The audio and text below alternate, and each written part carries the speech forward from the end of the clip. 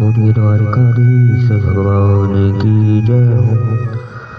आज का प्रसंग है किस प्रकार वृक्षों से एक कन्या उत्पन्न हुई। वह कन्या पूर्व जन्म में कौन थी? ब्रह्मा जी के पुत्र दक्ष प्रजापति अगले जन्म में किसके पुत्र हुए? उनके माता पिता कौन थे?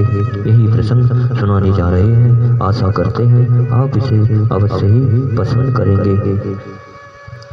श्री विष्णु महापुराण के अनुसार श्री पराशर जी श्री मैत्रेय जी से वर्णन करते हुए कहते हैं कि सोमदेव ने वृक्षों से उत्पन्न होने वाली मारीसा नामक कन्या की उत्पत्ति इस प्रकार सुनाई। पूर्व काल में वेद वेताओं में श्रेष्ठ कंडू नामक एक श्रेष्ठ मुनि हुए। उन्होंने गोमती नदी के परम रमणीक तट पर घोर तप किया। तब इंद्र ने उनका तप भंग करने के लिए प्रमलोचा नामक अप्सरा को भेजा। खिले हुए पुष्पों के समान उस हास्य सुंदरी अप्सरा ने कांडू को विचलित कर दिया। उस सुंदरी के रूप यौवन के आकर्षण में फंसकर वे 100 से भी अधिक वर्ष तक मंदरांचल की कंदरा में विषयासक्त होकर रहे। जब प्रमलोचा ने वापस स्वर्ग लौटने की इच्छा व्यक्त की तो कंडू मुनि ने कहा, हे भद्रे, अभी कुछ दिन और रहो। इस पर वह अप्सरा 100 वर्ष तक और वहीं रुकी रही।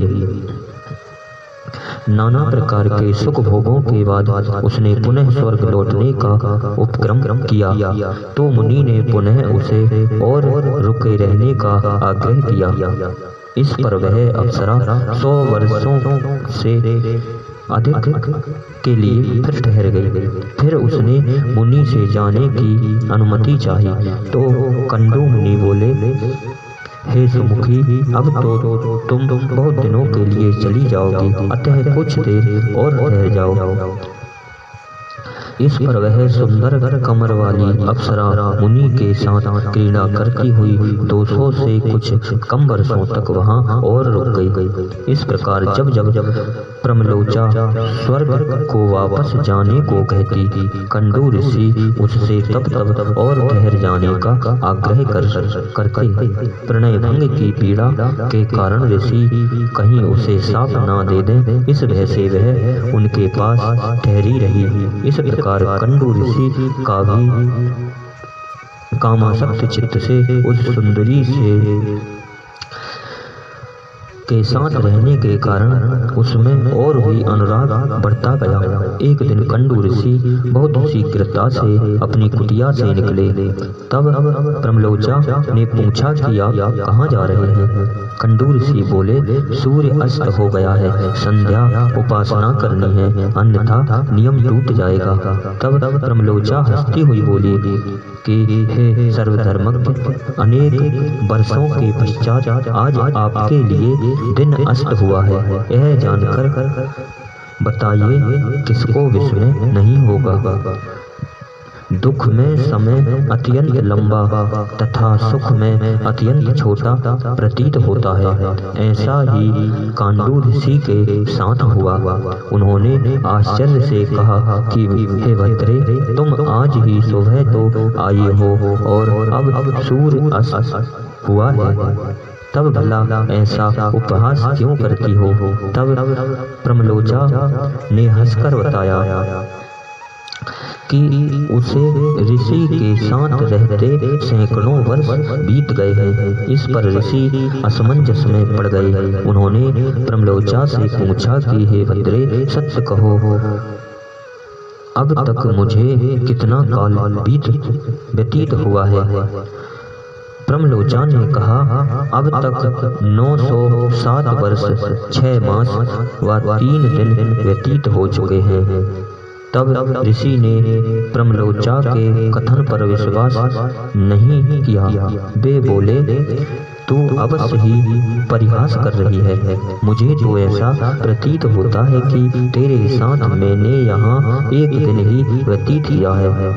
तब प्रमलोचा ने बहुत प्रकार से उन्हें विश्वास दिलाते हुए कहा कि हे ऋषि, मैं आपसे क्यों झूठ बोलूंगी। सुखद क्षण बहुत शीघ्र ही व्यतीत होते हैं, वर्षों भी क्षणों के समान लगते हैं और दुख में एक एक क्षण एक एक युग के समान हो जाया करता है। इसी कारण आपको ऐसा प्रतीत होता है, अन्यथा जो काल मैंने बताया है वह बिल्कुल सत्य है। यह सुनकर ऋषि ने स्वयं को धिक्कारते हुए बहुत बुरा भला कहा और बोले, मेरा तप नष्ट हो गया, मेरी बुद्धि मारी गई। मुझे क्षुधा, पिपासा, लोभ, मोह, जरा व मृत्यु इन 6 उम्नियों को जीतकर परब्रह्म को जानना चाहिए था और मैं स्त्री मोह के वशीभूत हो काम वासना के महा गड्ढे में गिर गया। काम रूपी उस महाग्रह को और मुझको धिक्कार है। नरक के मार्ग स्त्री संग से भगवान प्राप्ति के मेरे सारे व्रत नष्ट हो गए। तब वे अप्सरा से बोले, अरे पापनी, तूने मुझे मोहित करके इंद्र के उद्देश्य की पूर्ति कर दी। अब तू चाहे जहाँ भी चली जा, मैं तुझे अपनी क्रोध से प्रज्वलित अग्नि द्वारा भस्म नहीं करता, क्योंकि सज्जनों की मित्रता तो 7 पग साथ रहने से ही हो जाती है और मैं तो तेरे साथ इतना समय रहा हूँ और फिर इसमें तेरा दोष भी क्या है। यह तो दोष मेरा ही है कि मैं अजितेंद्रिय हूँ, फिर भी मेरे तप को भंग करने का तू साधन बनी है। तुझे धिक्कार है, तू महामोह की पिटारी है। ऋषि के ऐसे क्रोधपूर्ण वचन सुनकर वह प्रमलोचा थर-थर कांपती हुई पसीने से तर हो गई। ऋषि द्वारा अनेकों बार फटकारे जाने पर वह आकाश मार्ग से आश्रम से निकल गई। जाते हुए उसने अपना पसीना वृक्षों के नवीन लाल पल्लवों से पोंछा और इस प्रकार आकाश मार्ग से वह एक वृक्ष से दूसरे वृक्ष पर पसीना पोंछती गई। इस समय ऋषि द्वारा उस अप्सरा में स्थापित गर्भ भी पसीने के रूप में भयवश उसके शरीर से बाहर निकल आया। उस गर्भ को वृक्षों ने ग्रहण किया और वायु ने उसे एकत्रित कर दिया। तब मैंने अपनी किरणों से उसका पोषण किया। इस प्रकार वह बढ़ता गया और अंत में वृक्षाग्रह से मारीसा नामक सुमुखी कन्या उत्पन्न हुई। अतः हे प्रेचेताओं, अपने क्रोध को शांत करो और प्रमलोचा व कंडू ऋषि की व वृक्षों से उत्पन्न इस मुझ सोम की संतान मारीसा को अपने कुल की वृद्धि के लिए ग्रहण करो। वायु द्वारा वृक्षों से गर्भ एकत्रित किए जाने से इस कन्या में वायु के तेज का अंश भी है। श्री पाराशर जी ने आगे कहा कि हे मैत्रेय जी, तब यह सोचकर कि प्रचेता कहीं उस कन्या को एक योग भ्रष्ट ऋषि की संतान समझकर अस्वीकार न कर दें, सोमदेव पुनः बोले, साधु श्रेष्ठ, कंडू तप क्षीण हो जाने पर पुरुषोत्तम क्षेत्र नामक विष्णु की निवास भूमि में गए और एक निष्ठ होकर ब्रह्म पार मंत्र का जाप करते हुए अपने दोनों हाथ ऊपर उठाकर श्री विष्णु भगवान की आराधना करने लगे, क्योंकि उन्हें अपने तप के खंडित होने का प्रायश्चित करना था। अब मारीसा पूर्व जन्म में कौन थी? सोमदेव ने आगे कहा, वह अपने पूर्व जन्म में एक महारानी थी। पुत्रहीन अवस्था में ही पति की मृत्यु हो जाने से उसने अपनी भक्ति से भगवान विष्णु को प्रसन्न किया। जब भगवान विष्णु प्रकट हुए व वर मांगने को कहा, तब वह बोली कि हे प्रभु, मैं विधवा, बाल विहीन विधवा हूँ, मेरा जन्म व्यर्थ है। भाग्यहीनता के कारण मैं पुत्रहीन ही रही हूँ। अतः आपकी दया से हर जन्म में मेरे सराहनीय पति हों व ब्रह्मा के जैसे पुत्र हों। मैं भी कुल, शील, अवस्था, सत्य, कार्यकुशलता, अति संवादिता, शीघ्रकारिता, कृतज्ञता, वृद्ध सेवा और सत्य आदि गुणों से व दिव्य रूप संपत्ति से संपन्न तथा सर्वप्रिय माँ के गर्भ से जन्म लिए बिना ही उत्पन्न हो।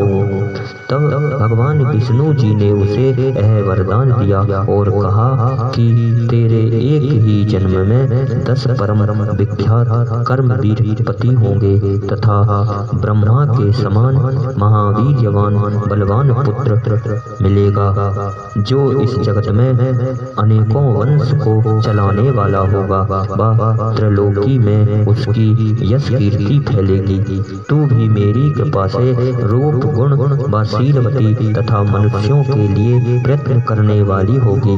माता के गर्भ से जन्म लिए बिना ही तू अयोनिजा उत्पन्न होगी।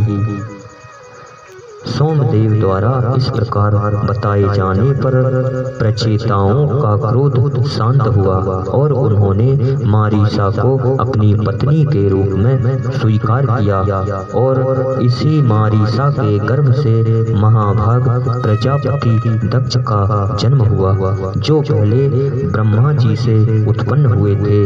इन्हीं शब्दों के साथ बोलिए द्वारकाधीश भगवान की जय हो।